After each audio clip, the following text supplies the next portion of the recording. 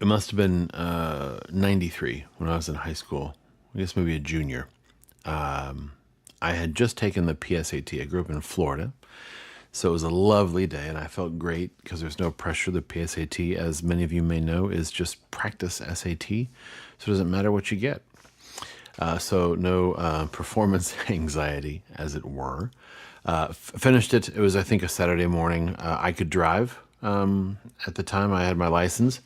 I was footloose and fancy-free. Finished the PSAT, got in my car, drove across town to the McDonald's by my house to get some breakfast. I'm going to assume it was my second breakfast of the day.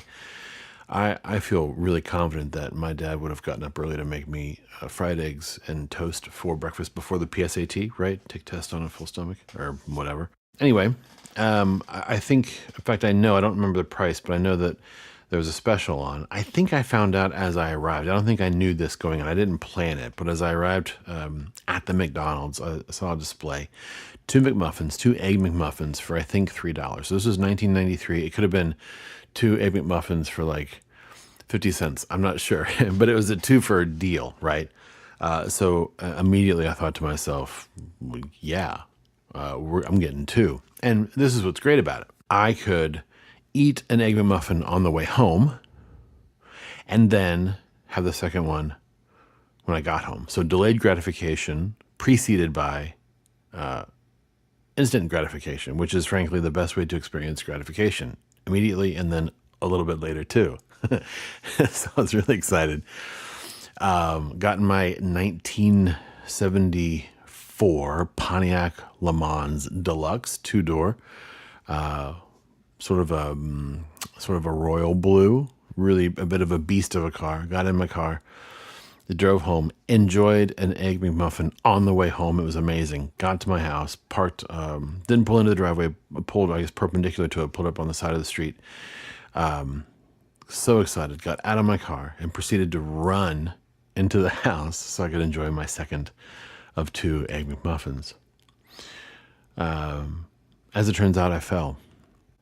Pretty bad. I fell, skinned my knee through my jeans, took my pants off to see after, to see that I had removed skin, a circle of skin, roughly the size of a bold piece of pepperoni, like a healthy slice of pepperoni. I had removed that from my kneecap. So it was whatever is immediately subcutaneous, the white stuff that's just below the layer of skin that we can see. And I realized upon reflection that things happened the way they did because my knee broke my fall. The very first thing I hit was my knee. I think I was wearing hiking boots, and the laces were too long, and somehow it caught on the laces, the loop of the laces caught on the toe of the shoe. So I wanted to put my foot back down. It kind of pulled back, and I just lost it. And I hit square on my knee, tore the skin off. The reason is, in one hand, I had my car keys and my house key. In the other hand, I had the bag containing the second Egg McMuffin, and there was no way I was going to drop that bad boy.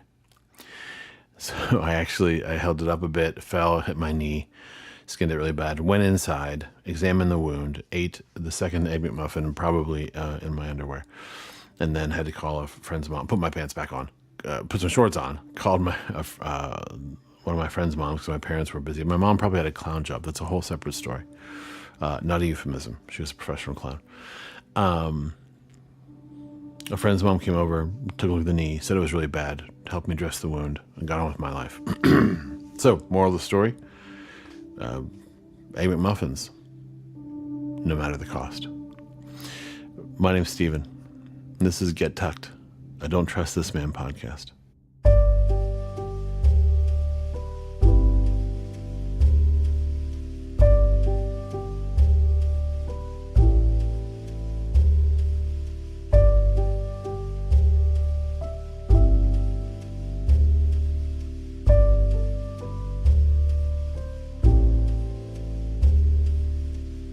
I want to pretend, I do this every night in some fashion, but I'm pretending I'm talking to one of you tonight. I don't know who it is.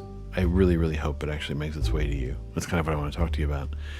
I'm going to say something that you've heard before a million times. You've heard it in TED Talks or Gary V's Instagram feed, or some LinkedIn post, or a bumper sticker, or a sermon, or your mom or your dad. I'm going to say it to you again. Just keep at it. Because you just never know the good you might be doing. I don't know what your thing is. Maybe you write, maybe you sing, maybe you draw, maybe you're a teacher, maybe you're a preacher. Maybe you work at a movie theater, and on the side you write Bob's Burgers fan fiction, erotic fan fiction. That's weird.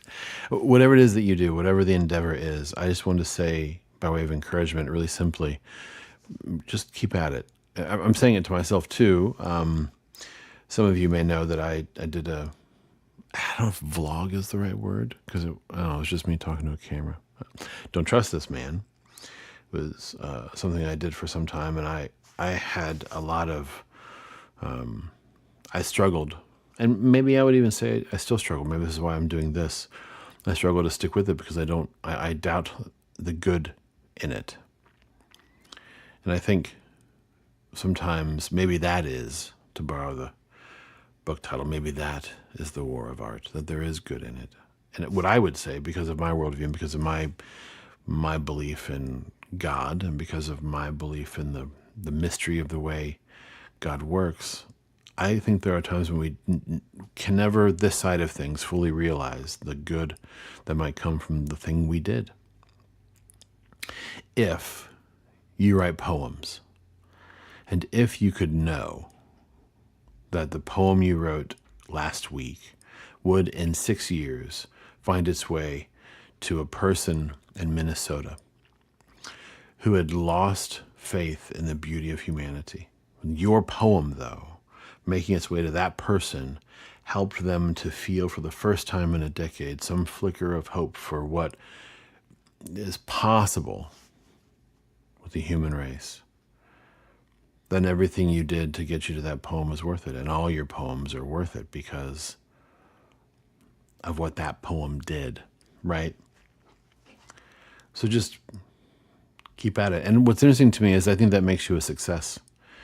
We talk a lot about what success looks like in our world today, and we have a whole myriad of metrics, right? Particularly in today's day and age, particularly in a world where we quantify acceptance, and we quantify approval, and we quantify validation.